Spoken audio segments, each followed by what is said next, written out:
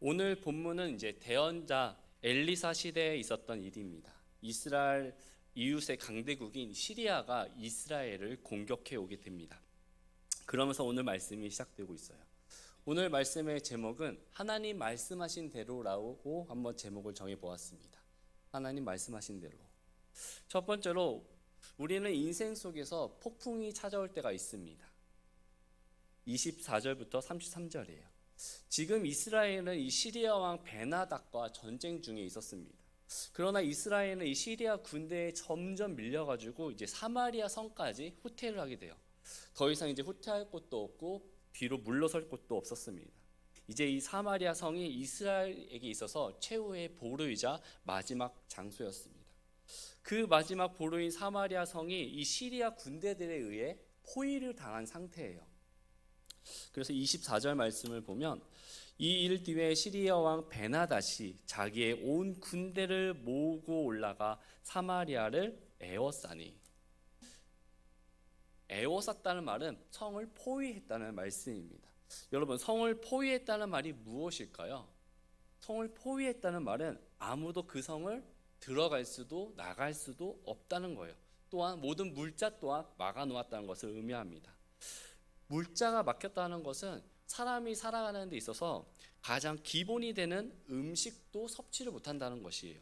모든 것이 이 사마리아 성 자체적으로 안에서 해결을 해야만 했습니다. 그러다가 이 사마리아 성 안에 큰 기근이 찾아오게 돼요. 25절 말씀을 보면 사마리아에 큰 기근이 있더라. 보라, 그들이 그곳을 에워쌌으므로 마침내 나귀 머리 하나가 은 80개에 팔리고 비둘기 똥 4분의 1 갑이 은 5개에 팔리더라 라고 말씀하고 있습니다. 성 안에 있는 사람들은 지금 가지고 있는 음식이 이제 전부였어요. 그러다가 이제 점점 내가 가지고 있던 음식들이 떨어지고 물자들이 떨어지고 더 이상 이제 먹을 것이 없었을 때 사람들은 점점 굶주려 죽어가고 있었습니다. 여러분, 우리가 하루만 음식을 먹지 않으면 어떻죠? 되게 예민해집니다. 작은 일에도 화가 나고 짜증이 나고 예민하게 반응하게 돼요. 그런데 여러분, 사람이 음식을 안 먹고 물만 먹었을 때 얼마나 살 수 있는지 아십니까? 이게 이론적으로는요 2달을 살 수 있다고요. 2달. 근데 이게 3일만 우리가 물을 섭취하지 않으면 사람에게 탈수 증상이라는 것이 일어나서 3일 만에 사망에 이를 수도 있다고 합니다. 그래서 사람들이 오지를 탐험하다가 어디에 고립이 되면 그곳에서 제일 먼저 하는 것이 자신의 소변을 모아서 그것을 먹는 거잖아요. 그만큼 이 탈수 증상이 되게 중요합니다. 지금 이 사마리아 성에는 아무것도 먹을 것이 없었어요. 그나마 먹을 것이 있었어도 그 먹을 것 하나하나가 엄청난 물가가 상승해 버린 거예요. 나귀 머리 하나가 은 80개에 팔렸다고 합니다. 그리고 비둘기 똥 4분의 1이 은 5개에 팔렸다고 말씀하고 있어요. 나귀 머리는 당시에 이 부정한 동물로서 평소에는요 이게 식용으로 절대 사용하지 않던 것이었습니다. 아예 쳐다도 보지 않았던 거예요. 그리고 이 나귀 머리는 제일 먹을 것도 없고 제일 나쁜 부분이 이 부분이었어요. 그런데 당시에 이게 얼마에 팔렸다고요? 은 80개에 팔렸다고 합니다. 그리고 또 비둘기 똥, 이게 그냥 말 그대로 그 똥인데요. 그게 가장 맛없는 음식 중 하나였답니다. 근데 그걸 온전히 다 판 게 은 5개가 아니라 그거의 4분의 1이 은 5개에 팔렸다고 해요. 그나마 이것은 이제 돈이 있는 사람들은 어떻게든 샀겠죠. 그러나 돈이 없는 사람들은 살 돈이 없으니까 가죽 끈 같은 거를 씹어서 먹었다고 합니다. 이게 얼마만큼 물가가 상승했냐면요. 원래 은 한 개면 일반 노동자 4일치의 품삯이었습니다. 은 80개면 1년치 연봉이라고 할 수 있어요. 1년치 연봉을 평소에 부정한 동물이고 쳐다도 보지 않았던 그 나귀 머리에 은 80개를 주고 샀다는 말입니다. 얼마나 물가가 상승한지 아시겠죠? 그리고 기근이 더 심해지자 이제는 사람의 아들, 자기의 아들까지 잡아먹게 돼요. 28, 29절 말씀을 보면 또 그녀에게 이르되 무엇이 너를 괴롭게 하느냐 하니 그녀가 대답하되 이 여인이 내게 말하기를 내 아들을 내놓으라. 우리가 오늘 그를 먹고 내일은 내 아들을 먹으리라 하므로 이에 우리가 내 아들을 삶아 먹었나이다. 다음 날 내가 그녀에게 이르되 내 아들을 내놓으라. 우리가 그를 먹으리라 하였으나 그녀가 자기 아들을 숨겼나이다라고 말씀하고 있어요. 오늘은 너의 아들을 먹고 내일은 내 아들을 잡아서 먹자고, 이런 얘기도 나와요. 여러분, 이게 얼마나 말이 안 되는 이야기입니까? 그러나 지금 기근이 너무 심하니까 이런 일까지 일어나게 된 것입니다. 하지만 이 모든 일들은 시리아 왕 베나다시 계획한 의도된 계획이었어요. 시리아 군대는 충분히 이 사마리아 성을 공격하고도 남았습니다. 그런데 그들은 공격하지 않고 포위만을 하고 있었어요. 이것은 그들이 전략적으로 두 가지의 목적이 있었습니다. 첫 번째는 극도의 굶주림과 목마름을 주기 위해서였어요. 그리고 두 번째는 적들에게 공포심을 심어주기 위해서 이렇게 하였던 것입니다. 그 결과로 지금 이스라엘 백성들, 이 사마리아 성 안에 있는 사람들이 어떻습니까? 싸울 의지가 있었을까요? 지금 먹는 것도 제대로 못 먹고 있는데 무슨 힘으로 그들과 싸우겠다는 생각을 할 수 있겠습니까?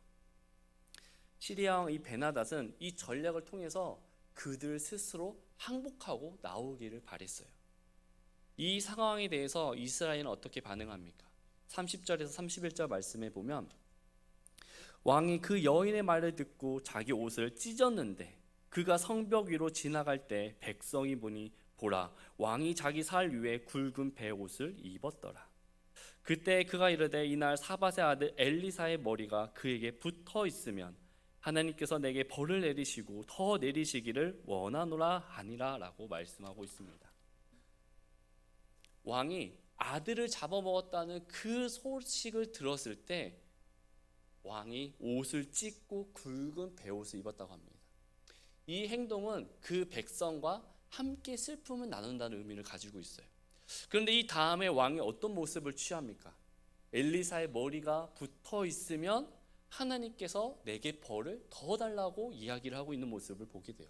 이 말이 무슨 말이냐면 엘리사를 죽이겠다는 것입니다. 지금 왕은 현재 일어나는 모든 일이 엘리사 때문이라고 말씀하고 있는 거예요. 그럼 왜 왕은 엘리사에게 이런 책임을 돌리고 있는 것일까요? 그것은 지금 이 시리아가 이스라엘을 공격한 것은 이번이 처음이 아니었어요. 열왕기하 6장에 보면 오늘 본문과 같이 시리아가 이스라엘을 공격하는 모습들을 보게 됩니다. 많은 병사들을 이끌고 와서 똑같이 성을 에워싸고 공격을 해요. 그러나 그때 엘리사가 하나님께 기도해요. 하나님께 도와달라고 부르짖습니다. 그때 하나님께서 시리아 왕과 군대들의 눈을 가려주세요. 어둡게 만들어 주십니다. 그래서 엘리사가 그들을 사로잡게 되는데 사로잡아서 이들을 데리고 와요. 그때 이제 왕이 이들을 죽이려고 합니다.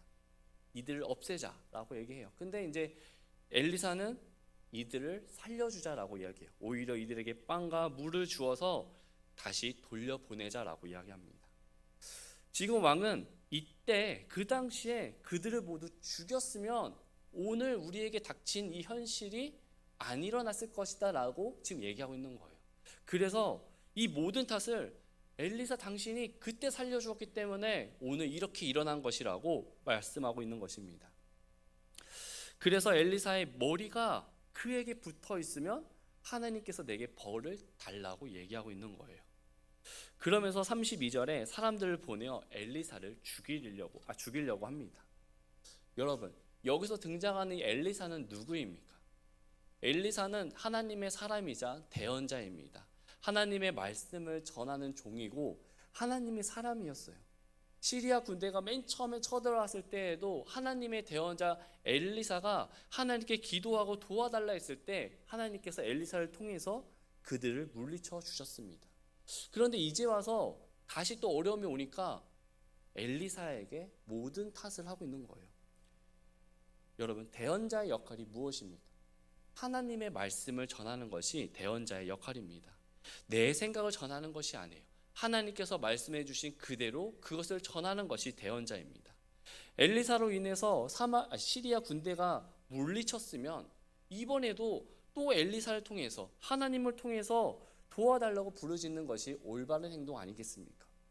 그런데 대언자 엘리사를 향해서 지금 왕은 뭐라고 얘기하죠? 너 때문이야 라고 얘기하고 있는 거예요.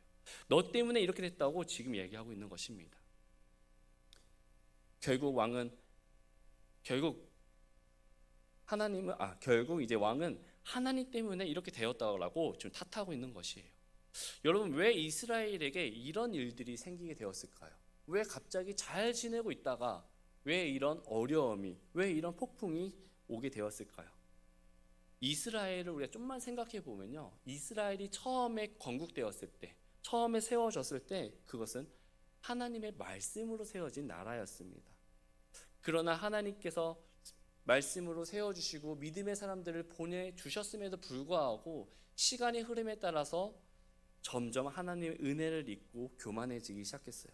그리고 아합과 이세벨 시대 때 그 정점을 찍게 됩니다. 오늘 본문 31절 말씀을 보면 왕이 엘리사를 향해서 이렇게 얘기합니다. 31절 중간에 보면 하나님께서 내게 벌을 내리시고 더 내리시기를 원한다라고 말씀하고 있어요.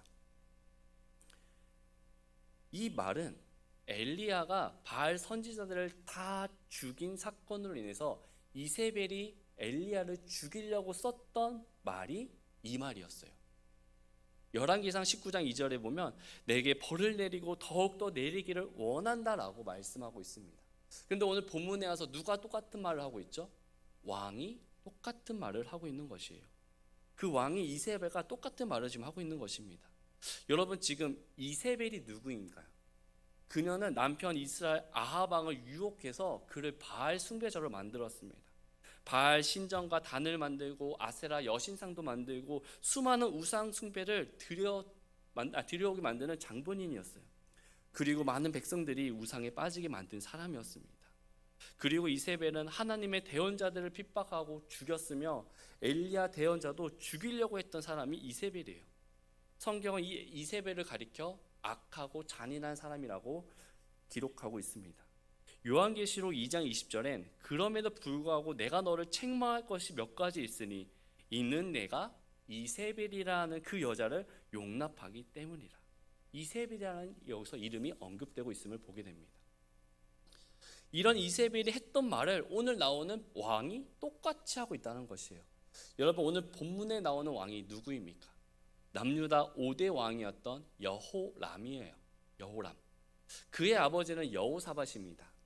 이 여호사밧은 하나님 보시기에 선을 행했던 선한 왕이었어요. 그래서 하나님만을 찾고 하나님 말씀대로 살아갔던 사람이 아버지인 여호사밧이었습니다. 그리고 그는 우상 숭배를 철저히 제거하고 우상을 멀리하는 삶을 살았어요. 그러나 이런 아버지 여호사밧과는 다르게 그의 아들 여호람은 하나님 보시기에 악을 행했습니다. 여호람은 왕에 오른 뒤에 자신의 왕권을 강화하기 위해서 자신의 친형제들을 모두 다 죽이게요. 그리고 금지된 이방 종교와 문물들을 수입하게 되었고 산당을 지어 우상 숭배를 하게끔 만들었습니다. 이로 인해서 백성들이 우상에 빠지게 되고 악을 행하게 되는 이런 일이 벌어지게 되었어요. 예레미야 2장 19절 말씀엔 내 자신의 사악함이 너를 바로잡고 내 타락함이 너를 꾸짖으리라. 그러니 내가 주 내 하나님을 버린 것과 내 속에 나를 두려워함이 없는 것이 악한 일이요 쓰라린 일인 줄 알고 주의하라. 주 만군의 하나님이 말하노라라고 말씀하고 있습니다. 신명기 7장 9절 10절에 그런즉 너는 주 내 하나님 그분이 하나님이시오 신실하신 하나님이신 줄 알라. 그분께서는 자신을 사랑하고 자신의 명령을 지키는 자들에게는 천대까지 언약을 지키시며 긍휼을 베푸시되 자신을 미워하는 자들에게는 그들의 얼굴 앞에서 보복하여 그들을 멸하시리니 그분께서는 자신을 미워하는 자에게 지체하지 아니하시고 그의 얼굴 앞에서 보복하신다라고 말씀하고 있습니다. 결국 지금 이 이스라엘에 일어난 모든 일들은 누구 때문에 일어난 것입니까? 엘리사가 잘못해서 일어난 일입니까? 아니죠. 여호람의 죄 때문에, 이스라엘 백성들의 죄 때문에 일어난 일이었던 것이었습니다. 사랑하는 성도 여러분, 우리가 인생이라는 것을 살아가다 보면 우리가 잘 지내다가도 우리 삶에 폭풍이 몰아올 때가 있습니다. 그때 우리가 해야 할 일은 무엇일까요? 환경을 탓하고 상황을 탓하고 누구 때문이야 라고 말하는 것이 아닙니다. 하나님 보시기에 나의 삶이 어떠하였는지를 우리가 한번 돌아보기를 바랍니다. 내 삶 속에 하나님 보시기에 죄를 짓고 있는 것이 있지는 않은지 우리 자신을 한번 돌아봐야 돼요.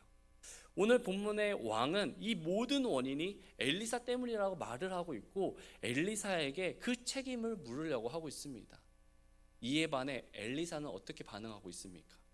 32절 말씀에 보면 한편 엘리사는 자기 집에 앉아 있었고 장로들도 그와 함께 앉아 있었는데 왕이 자기 앞에 선 자들 중에서 한 사람을 보내니 그 사자가 엘리사에게 오기 전에 엘리사가 장로들에게 이르되 살인자의 이 아들이 내 머리를 취하려고 사람을 보낸 것을 너희가 보느냐?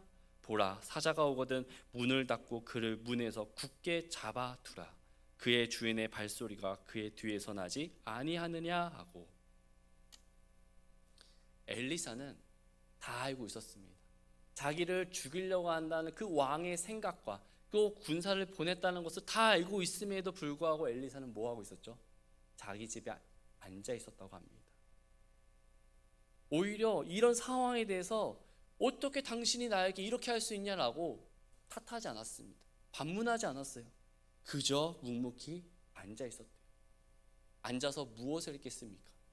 하나님께 기도한 것이에요. 그저 묵묵히 하나님의 말씀을 기다렸습니다. 어떻게 엘리사는 자신을 죽이려고 하는 그들이 오고 있음을 알고 있음에도 불구하고 가만히 있을 수 있었을까요? 그것은 하나님을 믿었기 때문이 그렇습니다.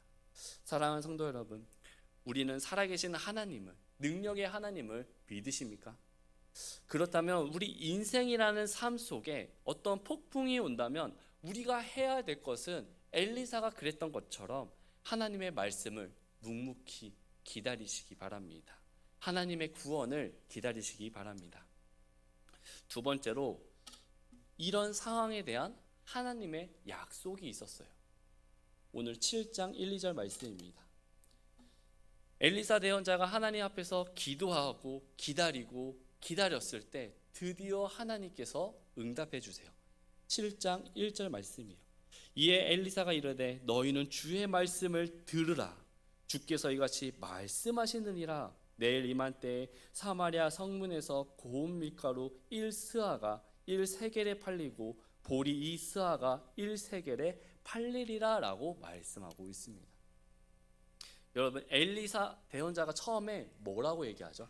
1절에 어떻게 말을 시작하고 있습니까? 네, 너희는 주의 말씀을 들으라. 주의 말씀을 들으라라고 지금 말씀하고 있어요. 여기서 들으라라는 말씀은 히브리어로 샤마라는 뜻을 가지고 있어요. 이 샤마라는 뜻은 듣다, 명령에 또 지시에 또 율법에 순종하다라는 뜻을 가지고 있습니다. 즉 엘리사 대언자가 사람들에게 주의 말씀을 들으라라는 것은 그 하나님의 말씀에 너희들이 순종하라, 그 말씀대로 따르라라고 지금 말씀하고 있는 거예요. 그 하나님의 말씀이 무엇이죠? 내일 이맘때에 고운 밀가루 1스아가 1세겔에 팔린다는 것입니다. 당시 이 고운 밀가루는 일반 가정에서 귀한 손님이 집에 왔을 때 대접하는 게 고운 밀가루였어요. 근데 이것이 얼마에 팔린다고요? 1세겔에 팔린다는 것입니다. 여러분, 비둘기 똥이 아까 얼마에 팔린댔죠? 은 5개였어요. 근데 지금 귀한 손님이 왔을 때 그걸 사는 게 1개에 팔린다고 얘기하고 있는 것입니다. 즉 이 말씀이 무슨 말씀입니까? 내일 이맘때가 되면 모든 것이 회복될 것이다 라는 말씀인 거예요. 모든 것이 좋아지고 모든 것이 원상태로 돌아갈 것이고 모든 것이 해결되고 풍성해질 것이다 라고 하나님께서 말씀하신 것입니다. 언제요? 내일 이맘때. 정확하게 내일 이맘때에 이렇게 될 것이다 라고 말씀해 주셨습니다. 여러분, 근데 이 말씀을 보면 좀 이해가 되십니까? 상식적으로 이해가 돼요. 지금 기근이 너무 심했어요. 아들을 잡아먹었다니까요. 근데 지금 전쟁 중이에요. 밖에 나가면 사마리아 군대들이 성을 포위하고 있었습니다. 근데 내일 이맘때 다시 회복된다는 거예요. 이해가 되십니까? 그때 한 귀족이 하나님의 말씀에 대해 이렇게 대답을 합니다. 2절 말씀이에요. 그때 한 귀족 곧 손으로 왕을 부축하는 자가 하나님의 사람에게 응답하여 이르되 보라 주께서 하늘의 창들을 내신들 이런 일이 있겠느냐 하매 그 사람이 이르되 보라 내가 내 눈으로 그것을 보겠지만 그것을 먹지는 못하리라 라고 말씀하고 있어요. 왕을 보자 하는 한 귀족이 엘리사에게 말합니다. 하나님께서 하늘의 창문들을 열어주시고 비를 내려주신다 할지라도 그것이 어찌 바로 먹을 수 있겠습니까? 말이 안 됩니다.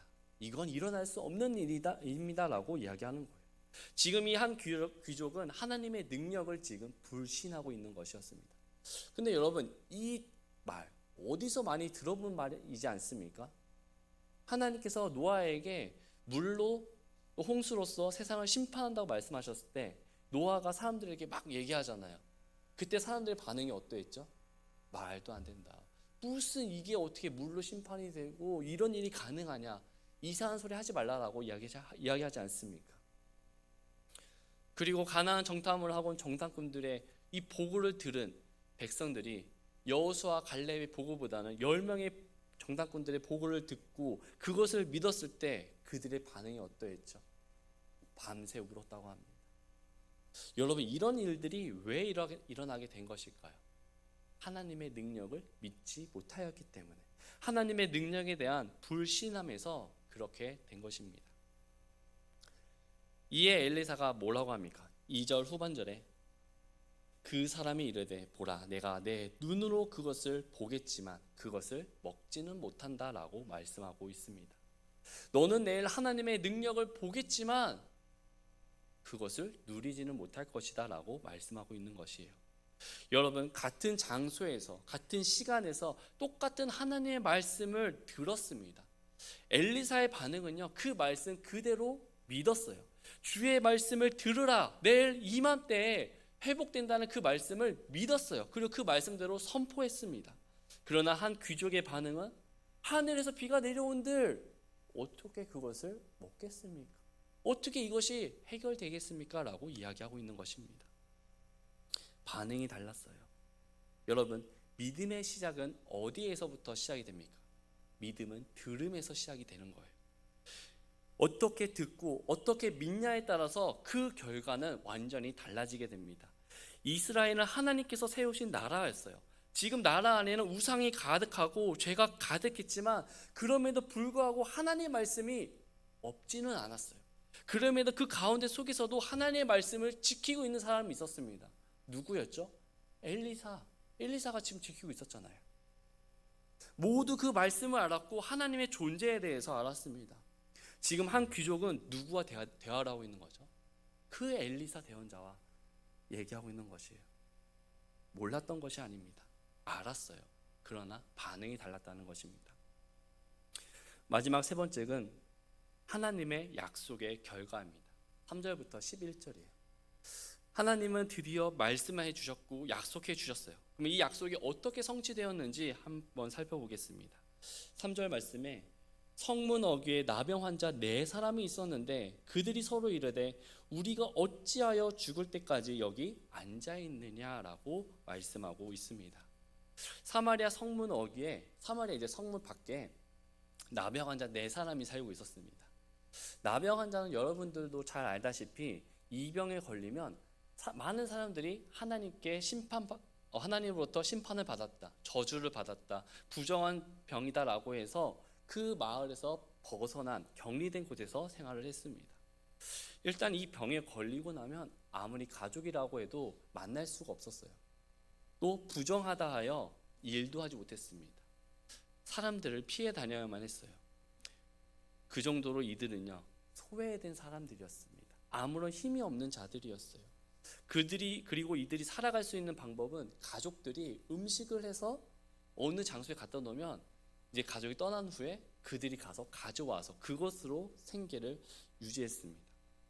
이들은 혼자서도 살아가지 못하는 자들이었어요.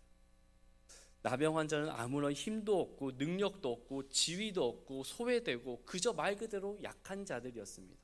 그런 자들이 여기 있어도 죽고 성문 안으로 들어가도 어차피 죽을 거 뭐라고 얘기하죠?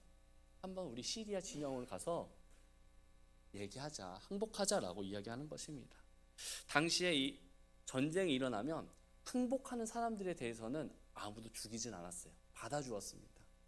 그래서 항복하기 위해서 시리아 군대 진영으로 가요. 그리고서 5절 말씀에 그들이 시리아 사람들 진영으로 가려고 황혼에 일어나 시리아 진영 맨 끝부분에 이르렀는데 보라 거기는 아무도 없었다라고 말씀하고 있습니다. 시리아 진영으로 갔는데 아무도 없대요. 왜 없습니까? 6절 말씀이에요. 이는 주께서 시리아 사람들 군대에게 병거 소리와 말소리 곧 큰 군대의 소리를 듣게 하셨으므로 그들이 서로 말하기를 보라 이스라엘 왕이 우리를 대적하려고 헷 족속의 왕들과 이집트 사람들의 왕들을 고용하여 우리에게 오게 하였다라고 말씀하고 있습니다. 어떻게 이런 일이 일어나게 된 것입니까? 나병 환자가 어떤 능력이 있어서 이런 일이 일어난 것입니까? 아니죠. 하나님께서 움직인 것이었습니다. 하나님께서 하신 것이었어요. 하나님께서 시리아 군대에게 환청을 들려주셔서 그들을 쫓아내신 것이었습니다. 그리고 그들이 그 다음에 어떻게 합니까? 7절 말씀에 그런 까닭으로 일어난 황혼에 도망하되 자기들의 장막들과 말들과 나귀들을 버리고 심지어 진영 그대로 둔 채 자기들의 생명을 건지려고 도망갔다고 말씀하고 있어요. 사랑하는 성도 여러분, 하나님이 우리와 함께 하시면 이처럼 놀라운 능력이 이런 기적들이 일어나는 것입니다. 세상 사람들은 지금의 현실로 인해 어떤 상황으로 인해 이 모든 것들이 끝났다고 이야기를 해요. 그러나 하나님이 함께 하시면 놀라운 기적이 일어난다는 사실을 기억하시기 바랍니다. 지금 이 기적을 누가 경험했습니까? 힘이 없고 약하고 소외되고 무시와 천대를 받던 그 나병 환자가 하나님의 기적을, 하나님의 능력을 경험하게 되었어요. 여러분, 성경을 잘 봐봐요. 나병 환자들이 언제 시리아 진영으로 갔죠? 5절에 보면 황혼에 일어나서 갔다고 합니다. 그럼 시리아 군사들이 언제 도망갔나요? 7절에 보면 황혼에 도망갔다고 합니다. 여러분, 지금 나병 환자는요 목숨을 걸고 투항하러 가는 거였어요. 이리 가나 저리로 가나 죽는 거 시리아 진영에 가서 한번 해보자 그래서 목숨 걸고 갔는데 그곳에 뭐가 있었죠? 그들이 도망가면서 놓고 간 금, 은, 의복, 먹을 것들이 쌓여 있었습니다. 이에 반해 시리아 군대는 어떻게 하죠? 그들은 살려고 자신이 가지고 왔던, 자신이 획득한 모든 것들을 다 버려두고 도망가게 된 것을 보게 됩니다. 사랑하는 성도 여러분, 비록 작지만, 비록 별거 아니지만 하나님의 말씀을 신뢰하고 발걸음을 떼었을 때 하나님의 능력이 이처럼 일어나게 되는 것입니다. 우리가 믿음으로 걸어가고 믿음으로 나아갔을 때 그 순간에는 내 목숨을 담보로 하고 내 모든 것들을 다 포기하고 가는 것처럼 보여도 그곳으로 갔을 때 어떤 일이 일어났죠? 다 얻었어요. 그러나 내 것을 생각하고 내 생명만 생각했을 때 시리아 군사들은 다 놓고 도망갔어요. 그리고 그 4명이 그곳으로 걸어갔을 때 엄청난 군대 소리가 들렸다고 합니다. 누가 한 것입니까? 하나님께서 일으키신 것이에요. 그러면서 하나님께서 본문 말씀에 이렇게 말씀하고 있는 거예요. 1절에 너희는 주의 말씀을 들으라 라고 말씀하고 있는 거예요. 주의 말씀을 들으라. 내일 이맘때에 모든 것이 회복될 것이라는 것이 그 나병 환자를 통해서 이루어지게 된 것을 볼 수 있습니다. 그리고 7장 16절 말씀을 보면 왕이 손으로 자기를 부축하는 그 귀족을 임명하여 성문에 관한 책무를 맡게 하였는데 백성이 성문에서 그를 밟음에 왕이 하나님의 사람에게 내려왔을 때 그 사람이 말한 대로 그 귀족이 죽었다라고 말씀하고 있어요. 똑같은 하나님의 말씀을 듣고 똑같은 하나님께 그 얘기를 들었던 그 사람이 어떻게 되었습니까? 결국엔 죽었대요. 하나님의 능력을 불신했고 하나님을 믿지 못했던 이자는 자기 말한 대로 그렇게 된 것입니다. 사랑하는 성도 여러분, 이것이 우리가 믿는 하나님의 말씀의 능력인 것입니다. 하나님께서 말씀하시면 그대로 이루어진다는 것을 믿으시기 바랍니다. 세상은 우리의 상식과 우리의 생각대로 흘러가지 않습니다. 세상은 세상의 방법, 세상은 세상대로 흘러가지만 그 안에서 역사하시는 하나님의 방법이 있음을 기억하시기 바랍니다. 하나님은 그 소외된, 그 약하고 약한 그 나병 환자를 통해서 하나님의 거룩한 계획을 이루심을 우리는 보게 돼요. 그리고 9절 말씀에 보면 그 뒤에 그들이 서로 이르되 우리가 바르게 행하지 아니하는도다. 이날은 좋은 소식이 있는 날인데 우리가 잠잠히 있도다. 우리가 만일 동틀 때까지 기다리면 어떤 악한 일이 우리에게 닥치리니 그러므로 이제 오라. 우리가 가서 왕실 사람들에게 고하자 하고. 이 나병 환자들도요, 지극히 인간적인 사람이었습니다. 처음에 그 시절을 갔을 때 아무도 없는 거예요. 금은 보석 다 있고, 그러니까 그들의 마음속에 처음에 뭐가 생겼냐? 욕심이 생겼습니다. 그것을 내가 한번 챙겨봐야지 하고 막 숨겼어요. 그러다가 그들이 깨닫게 된 거예요. 이렇게 하면 안 되는구나. 하나님이 지켜보고 계시는구나 하고 깨닫게 되었습니다. 그리고 그것을 회개하고 다 내려놓고 그들이 어디로 가죠? 사마리아 성에 가서 외칩니다. 시리아 군대 병사들이 다 물러갔습니다라고 외치게 돼요. 사랑하는 성도 여러분, 하나님께서는 작고 약한 이들을 사용해서 하나님의 계획을 일으켜 주셨습니다. 우리는 이 찬양을 너무나 잘 아세요. 여러분, 주님 말씀하시면 이라는 찬양 아십니까? 주님 말씀하시면 내가 나가리다. 주님 뜻이 아니면 내가 멈춰서리다. 우리 이 찬양 너무나 잘 알아요. 주님 말씀하시면 제가 가겠습니다. 주님 멈추라 하시면 멈추겠습니다라고 우리는 항상 늘 다짐하고 그렇게 살려고 노력합니다. 그런데 우리가 실제로 현실이라는 삶을 살아가다 보면 그 폭풍을 만나게 되면 우리는 어떻죠? 멈춥니다. 일단 멈춰요. 그리고 두려워합니다. 왜 두려워할까요? 우리는 믿음으로 살아가야 된다는 것을 너무 잘 알아요. 하나님 말씀대로 살아가야 된다는 것 압니다. 그럼에도 불구하고 우리가 머뭇거리고 멈추는 이유는 내가 두려워하기 때문에 그래요.